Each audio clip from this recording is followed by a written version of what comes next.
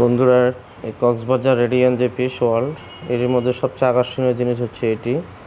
দেখতে খুবই সৌন্দর্যময়, যেন নাচতেছে। আসলে গ্যালারির ভিতরে যেন সে নাচতেছে এরকম মনে হচ্ছে। এই পাশে আর একটা গ্যালারিতে আসলাম। খুবই সৌন্দর্যময়, বিভিন্ন প্রজাতির মাছ।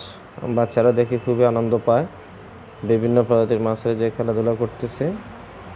আর অনেকগুলো বাচ্চাকে দেখলাম, তারা সহজে এখান থেকে বেরোতে চায় না। তাদের কাছে খুবই আনন্দ লাগে এখানে অবস্থান করতে।